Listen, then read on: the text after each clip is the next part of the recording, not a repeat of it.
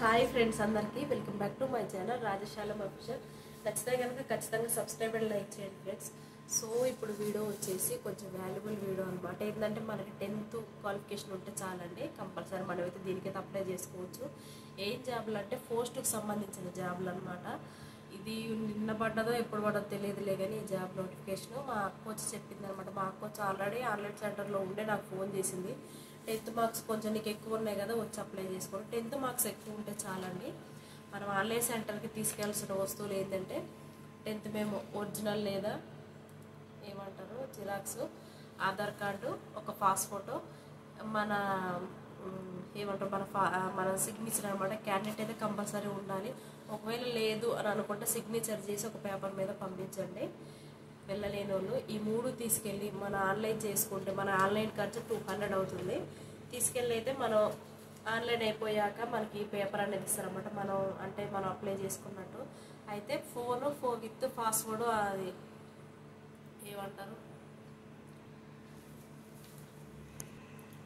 Phone, email ID plus password అన్నీ తెలిసి ఉండాలి. ఫోన్కి సంబంధించినవి అంటే మన ఫోన్కి అయితే మనకు తెలుస్తుంది కదా, దానికనేది మనకి ఈ ఓటీపీ అనేది సెండ్ అయింది అనమాట. ఆ ఓటీపీ కంపల్సరీ ఒక 5 minutesలోనే చెప్పేసేయాలి. మనం కొంచెం చదువుకున్న వాళ్ళు, అన్నీ తెలిసిన వాళ్ళు వెళ్ళి అయితే అప్లై చేసుకోండి. అంటే మనం ఒకవేళ పోలేని స్థితిలో ఉంటే చదువుకున్న వాళ్ళకని ఇచ్చి పంపించండి.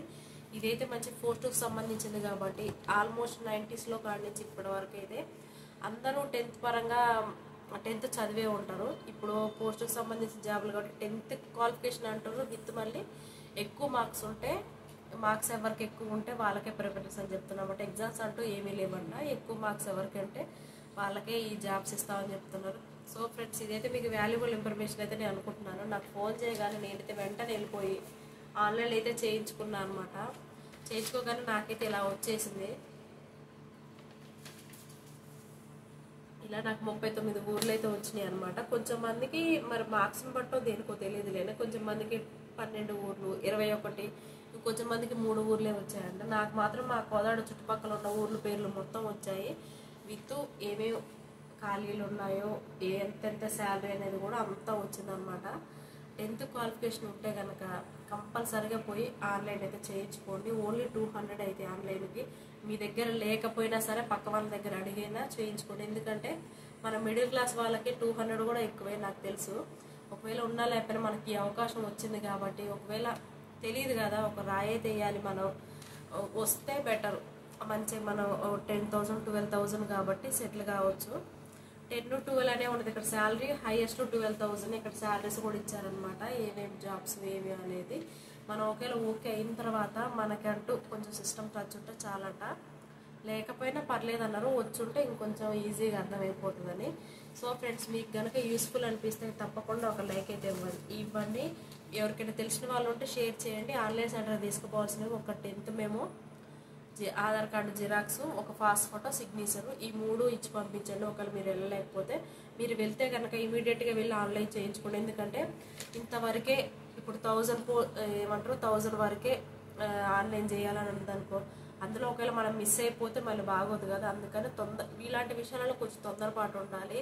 లిమిట్ కూడా పెడుతుంటారు అనమాట ఇలాంటి వాటికి. ఎందుకంటే చాలా పోస్టులు ఖాళీ అయినాయి కాబట్టి మీరు టక్ వాళ్ళు ఆన్లైన్ చేస్తున్నారు. ఇప్పుడు కొంచెం వర్షాలు కాబట్టి తప్పదు. నేనైతే చిన్న పాపని వేసుకొని వెళ్ళాను అనమాట. ఎందుకంటే ఏమో చూద్దాం, నాకు అసలు ఈ జాబ్ ఇది 2వ సారి నేను అప్లై చేయడం. దేనికైనా అప్పుడెప్పుడో పెళ్లిగా ముందుకు అప్లై చేశాను. మళ్ళీ ఇప్పుడు చిన్న పాప ఉన్నా సరే నేను వర్షంలోనే వెళ్ళిపోయాను అనమాట.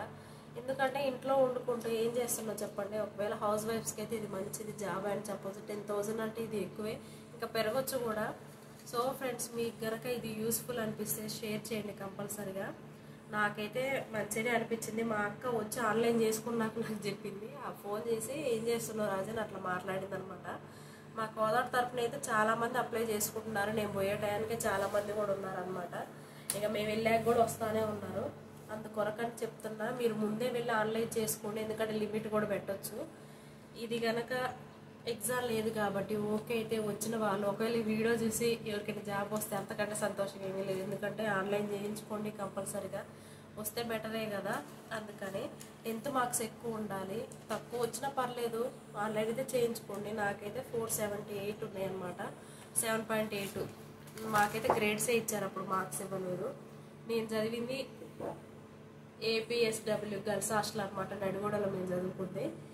ఈ ఈ మార్క్స్ని బట్టి వస్తుందంట, మరి చూద్దాం, పర్లేదు. నాకైతే బాగానే ఉన్నాయి. మా అక్క వాళ్ళ మీద అంటే నాకే కొంచెం బెటర్గా ఉన్నాయి అనమాట. మా అక్క నీకు వస్తుంది అంటుంది. ఏం వస్తుందో చూద్దాని.